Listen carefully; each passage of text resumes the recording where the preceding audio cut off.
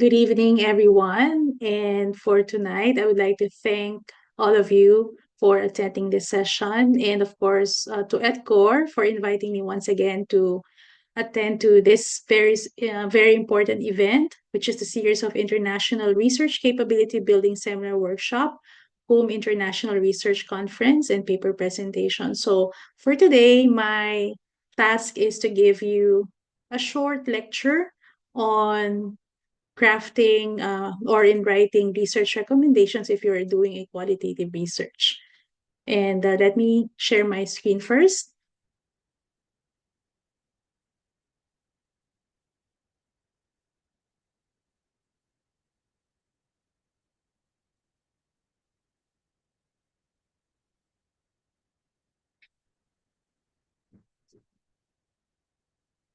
So the title of our presentation is Crafting Recommendations from a Qualitative Inquiry. So ito yung assignment na binigay sa akin. So I am Lenis Aislinn Separa. So currently I am a PhD student and an assistant lecturer at the School of Communication, Journalism and Marketing of Massey University, Wellington. So magandang gabi po sa inyong lahat. And by this time that you would have a chance to view this recording, it's going to be 11:30 p.m. my time. So I just pre-recorded my presentation. So that's my task. That is to give insights on how we can actually effectively write a recommendation. So what's a recommendation in research? So it's a practical suggestion or proposal that stems directly from findings of a research report. So we don't put anything on the recommendation that is not based on the findings and results of our research. So for example, if we are doing a qualitative research, so whatever themes that we have generated from our paper, that should only be the basis of crafting a recommendation. So we cannot just get it from somewhere else or based on our hunch that is the best thing to do or to include in our paper. So if it's not according to our research finding, if it goes beyond that, we should not be putting it or including it in the recommendation section. So the second point is that it aims to provide guidance on the next steps to be taken based on findings.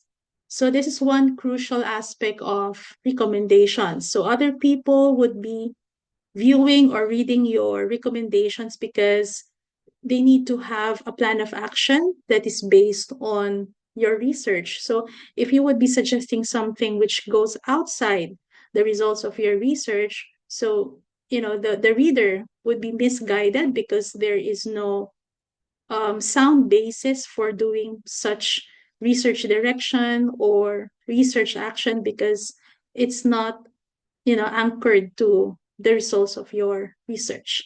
So that would be very dangerous for a certain stakeholder if it's if it they are reading a recommendation which is not based from a sound research.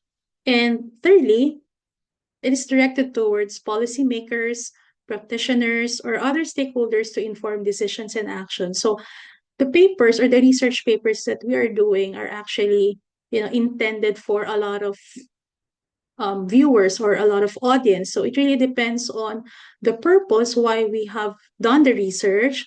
And if it's funded research, so we have some stakeholders that are really into the results of our research. So, for example, we are doing policy briefs. So we are doing the recommendations to our policymakers. So they wanted to craft, for example, a policy, and that policy is or should be based from a research.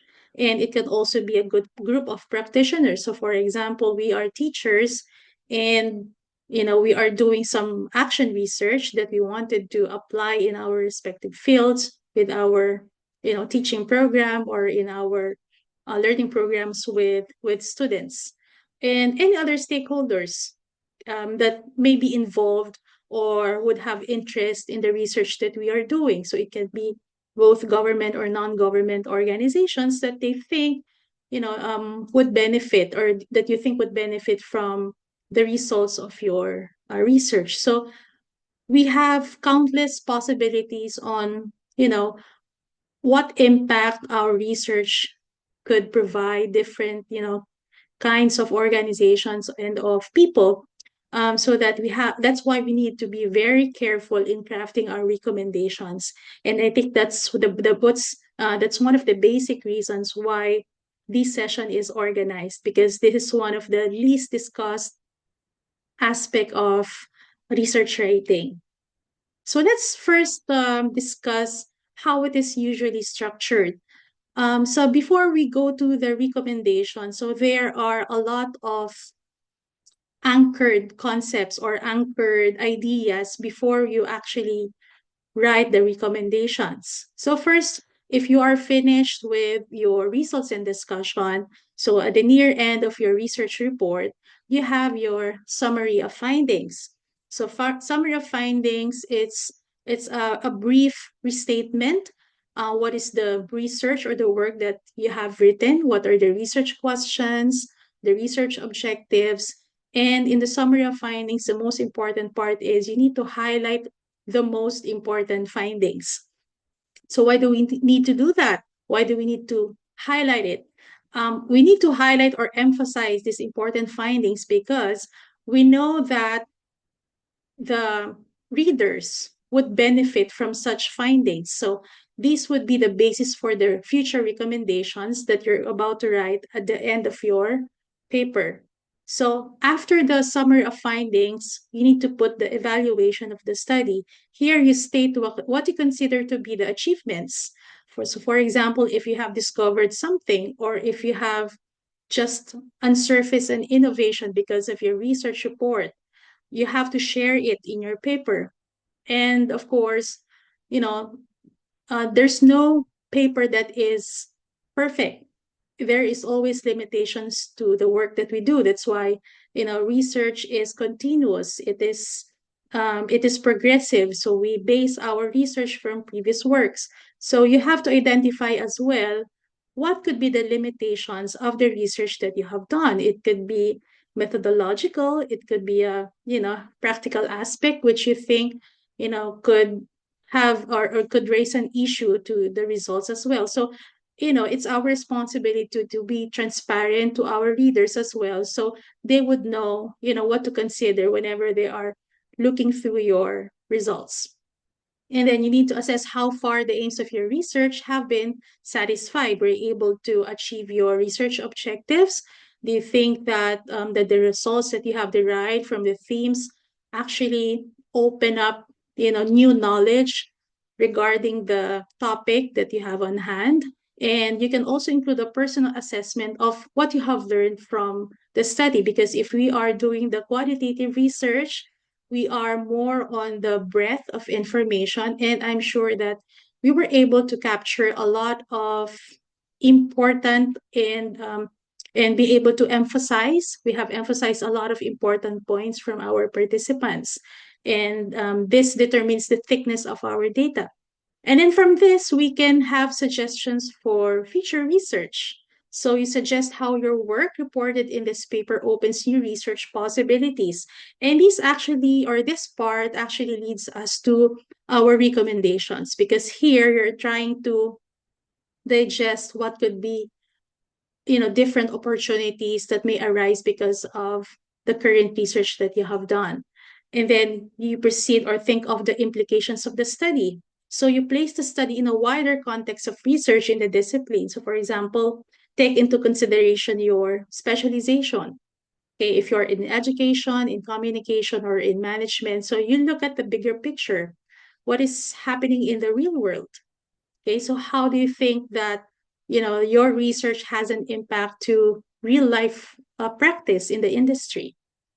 And then and that would lead us to the applications of the research. So you have to indicate how the research may be practically useful in real world situations. So if that is the case, we are drawing closer to the purpose of doing the recommendation, because if we are talking about the real world situations, so we are considering what can be done or what can be improved based on what we have discovered in our research. So you give specific suggestions for real world actions to be taken on basis of the research.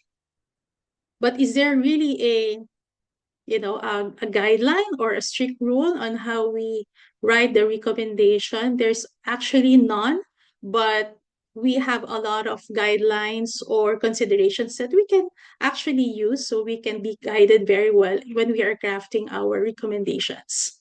So we have different types of research recommendations. So this is really based on the purpose why we have done the research. So if it's a requirement for finishing a degree, or if it's a requirement for uh, in the professional industry, if we are required to do further research that would provide proposals for projects in our respective fields.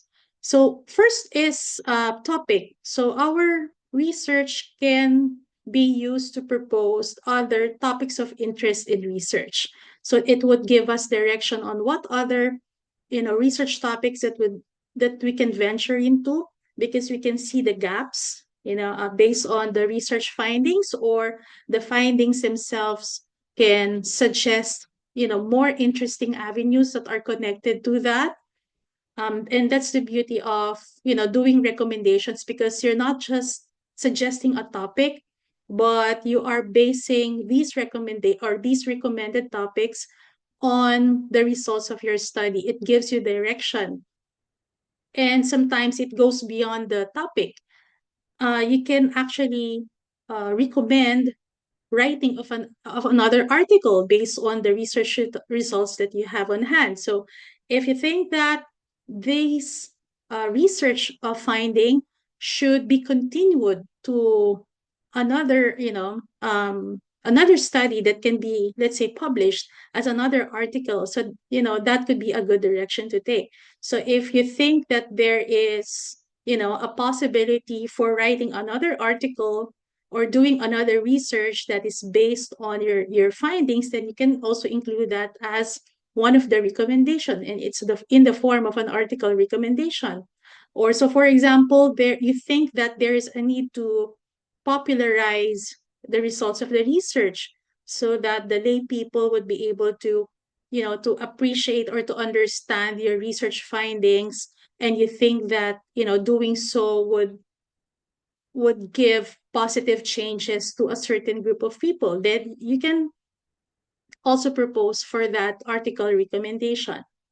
So another thing that you can recommend is the method.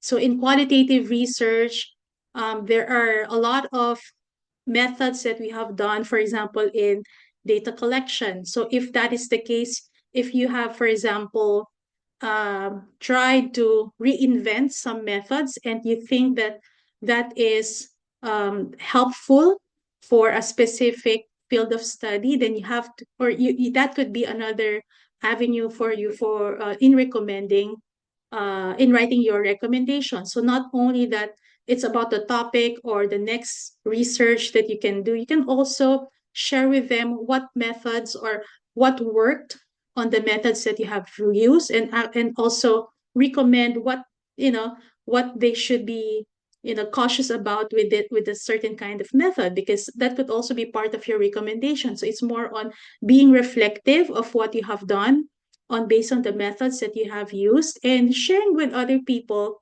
what would be the possibilities of using that kind of method in other studies. And aside from that, we also have the collaboration. So collaboration recommendations speak of what kind of studies that you can do that may involve other researchers as well. So maybe in your research findings you found that there is a research opportunity that would entail collaboration with other scholars who belong to other fields of expertise, and that would give you a more holistic approach or holistic view of the topic. And if that is the case, you have to be very specific on these research collaborations that you are recommending, because these are doable. Because if we are writing our recommendation, we always need to consider that it has to be something specific. It has to be doable, and then you are targeting the right people or specific people who can help you with your future research. And then here's an example of recommendation. And I got this, I think the context is on education. So most of us here are teachers and are engaged in research in education in terms of teaching and learning process. So as you can see here, there is an introductory paragraph, which actually do the task of giving a hint of there's a list. This is actually the list. It's 1 to 4. I just included 2 items here, but you can see that the paragraphs are well structured. They're very short, they're very direct. So for example, number 1, implementation of the integrated learning platform. So that specific recommendation should have come from the research finding of that researcher. And that's very specific. What do we need to implement? What is the ILP? So it has to be, a language that is common to the teachers or to the readers of that recommendation. And there is this one sentence, okay, below it: schools are encouraged to adopt the integrated learning platform in English classrooms, ensuring proper training for teachers in its effective utilization. So, a very straightforward what needs to be done is included there. The same thing with number 2 and 3 and 4, which I have not included in this presentation. But it's very simple, very direct. And if there's some more information that should be included there, I would recommend that, put it in context. So these are general statements of what needs to be done as an institution. So if there are more specific details related to this one, so you need to include it in your recommendation as well. So these are just examples on how you can effectively structure it. So it's numbered. You can make use of the bold font for emphasis. And you can see here at the last portion of the slide is, there's a short justification why these recommendations must be done. So you can see here, by implementing these recommendations, educational institution can harness the potential of the integrated learning platform and enhance student learning experiences and academic achievements in mathematics. So, you know, these are just emphasis, or you're trying to uh, re-emphasize your point in this recommendation, because you wanted to convince people that what you are recommending is towards a sound decision making, or towards a very sound action to be taken in terms of improving a certain system. So here's another example that I'll show you. So it's not a recommendation, or it doesn't have the form that I have shown you a while ago. So this is more on the paragraph form, but as I've told you a while ago, there's no strict rule. It depends on the purpose.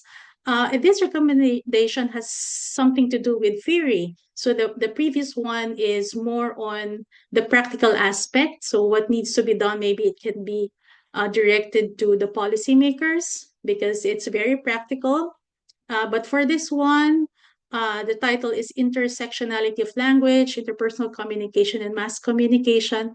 This is more on the theoretical aspect of recommendation, because uh, you don't only recommend based on the practicability of a certain action, but it can also involve recommendation based on theory.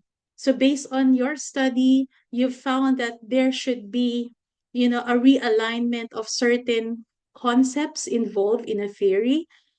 You have studied, for example, previous works that show that direction, and using your own research, you were also able to find out that this is really the direction that you need to take in terms of considering theory. Okay, so you can put it in words in your recommendation. So you have to back it up with the previous works that you have read, and then try to link it with your current study, and then give the direction. So what should the other scholars be doing in their future research? So it's more on the topic and article recommendation, okay, in this example, because you're trying to give direction on what could be done, okay, in future research. And it's a sound recommendation because it's based on your research findings and at the same time based from the previous works of other scholars. So this example is also very similar with the previous one, but this is more on, taking action for future research. So for example, exploration of the link between personality and cross-cultural adaptation. So in this recommendation, the intention is to conduct future studies, which is, which would be talking about these two different variables. So it's very direct to the point, okay, in terms of recommending what kind of study should be done in the future. So as you can see in the first paragraph, it is very explicit that the findings of the study provide more understanding of factors related to newcomers, cross-cultural adaptation to a new environment. So it's very exact. I mean, it's very explicit. It's there. You can easily read it, and that would be a good basis for the recommendation because you have to state first how that recommendation is linked to your research findings. So you always need to do that.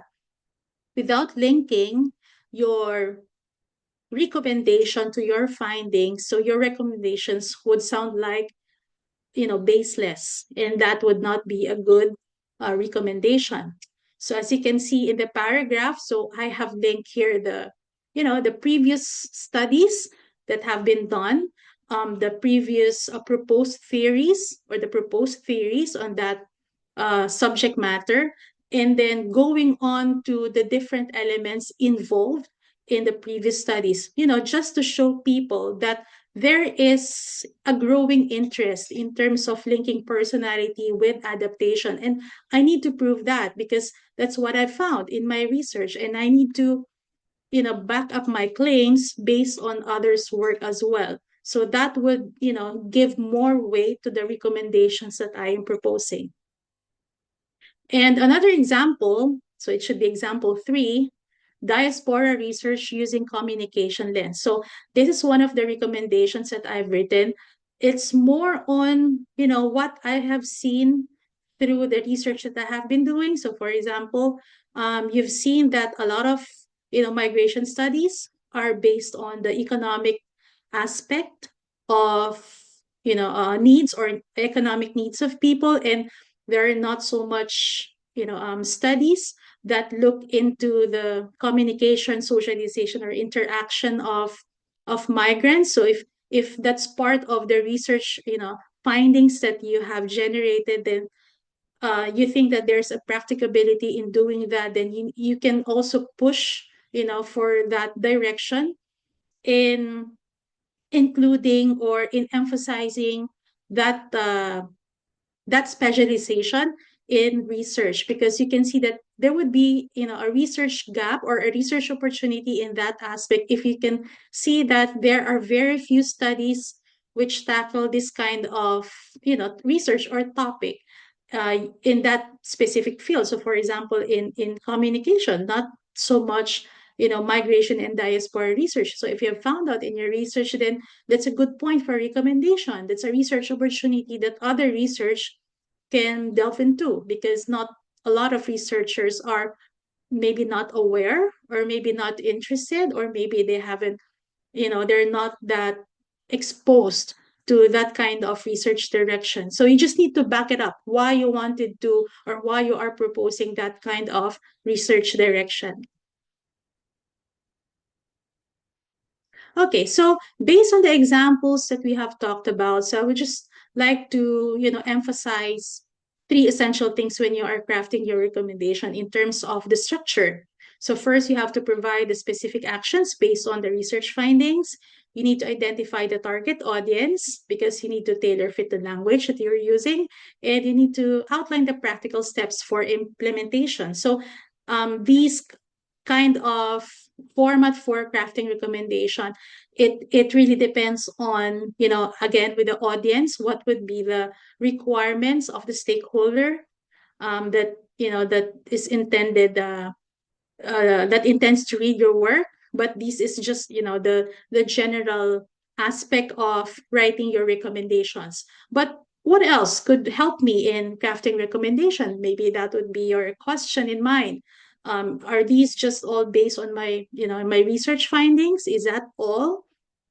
You can also find, inspiration in thinking about your recommendations if, looking at a more broader aspect of proposing something. Okay. So I know every one of you have encountered this UN Sustainable Development Goals, so or the SDGs. So if you are crafting your recommendations, it's also good that you include it or you anchor it with the SDGs, because you'll never go wrong if I think if your recommendation is always based on SDGs. This is being advanced in almost all state universities and colleges and even schools, and even both government and non-government offices, that everything that we do should be in support of the sustainable development goals. So how do you do this? Just look back to your research problem, to your research objective. Does it try to give solution to any of these 17 sustainable development goals? So I think, I believe that there is at least one SDG which is aligned to your paper. So you have to consider that. So read through what's a description of this SDG. Once you have this feeling of I think my work falls under good health and well-being. So just go into it, read what that SDG 3 is all about, and try to think of, okay, so this is a direction that I need to take, or I can anchor my justification from this SDG, because that would even strengthen your recommendation. Another thing is, I recommend you to check the Philippine Development Plan 2023 to 2028. So this is anchored from the Ambisyon Natin 2014, matatag, maginhawa at panatag na buhay. So, look at the different elements that are prioritized in our development plan, because that could be, a good basis, aside from the research finding that you got, and, just put it in a bigger context, just to add importance to, the action that you are trying to propose. So you can see here the development and protection of capabilities of individual and families, and then transformation of production sectors to generate more quality jobs and competitive products. So, try to look at, these aspects and other aspects in these development plan, if your work can have a space here, and then use this as one of your justifications that my research finding is important, and my recommendation is even more important because of this. Okay. And then, as teachers or as student researchers, of course, I know you are familiar with the basic education research agenda. I just hope I got the correct file for this one. And, just look at it, base it from the vision, mission, the target outcomes, and then look at here at the bottom, the basic education research agenda. Somewhere along these, topics, I know that, the accepted or the approved topic that you have now, or the current study that you are doing, falls under, one of these agenda. So the thing there is, look at it, locate where your research is, and use this as basis for justification. It's good that, recommendation is anchored not only the research findings or in your objectives or research problem, but, you just need to show people or show the stakeholder that um, you have the research, and then it is purposive, that you are trying to solve something because of your research. Okay. So at this point, I would like to share 5 tips in writing recommendations, because maybe a lot of you, are really thinking of what could be the best way of writing it. Going back, there's no best way of writing recommendation. It always depends on how the target audience would like it to be written, how what form would be would be considered as effective for that specific purpose. But in general, again, first you have to state the main points in in the simplest terms. We don't need to use a lot of complicated words, because when we're doing recommendations, it has to be very readable, and then it should not confuse your readers. So you have to be very exact, very direct to the point on what you wanted to say. And then, use simple sentences. You don't need to impress the reader with highfalutin words. Okay, it doesn't work in the recommendation. Okay, and with research writing as well. So just be simple. Number two, link recommendation to a research finding. So we have been talking about this. Always link recommendation from or to a research finding. If it's not part of your research finding, please do not include it as one of your recommendations, because you don't have a reason for doing that. There's no basis for doing that. And your recommendation, you know, cannot be implemented in any way, because it's not based from anything. Okay. Number three, highlight the relevance of recommendation to the intended audience. Again, if you are trying or if you are doing a research work for a certain stakeholder, you have to know what is their purpose for that research, how they can benefit from that research, and what do you think, the research findings would be, beneficial to them. Okay. And at the same time, if there is something else that that they wanted you to recommend, which you think is, or goes beyond your research, then of course ethics comes and you cannot recommend that. Okay, so that's a no for doing recommendation, because that's also a business recommendation. You should not be, in any form or in any way pressured, from your environment to actually propose a certain recommendation which has no basis. And number four, provide specific to broad justification on the need for implementation. So what do I mean by this? Provide specific justification. So the specific aspect there is, it's based on your research finding. It's based on the reflection of your research problem and objectives, and then you had your findings for that. Thus, you are proposing these recommendations. But you need to contextualize it as well. Contextualize it to the need of the organization, need of the locality, of the province, okay, or the national context of the Philippines. So the basis for that, the one that I've talked about, the SDG, the development plan, the basic research agenda, and for our professors, for all of our academicians in the tertiary education, just look at, if there's a CHED research agenda or the research thrusts of our department, of our university. So that would be, enough basis, as to support the justification of any recommendation that we have in our research. So, this may or may not be included, but at least if you can find, a place for them in these research thrusts and objectives of our organizations. And I think it would be easier for us to, convince people that what we are proposing is worthwhile. And the last but not the least, and I think this is the most important aspect, if we're writing anything, okay, which is research related or related to academic writing, we have to review, you have to find someone to review it for you. Okay, so I know that you are all very good in writing, but it would make your work more meaningful.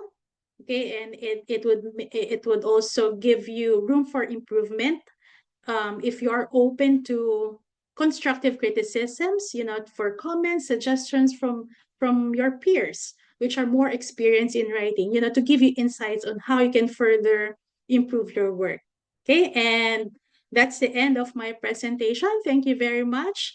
And I hope I'll be able to have this, similar opportunity of of sharing my thoughts, my insights on different aspects of research. And again, thank you very much for viewing this lecture. And of course, thank you to EdCore for giving me this opportunity. Have a good night, everyone.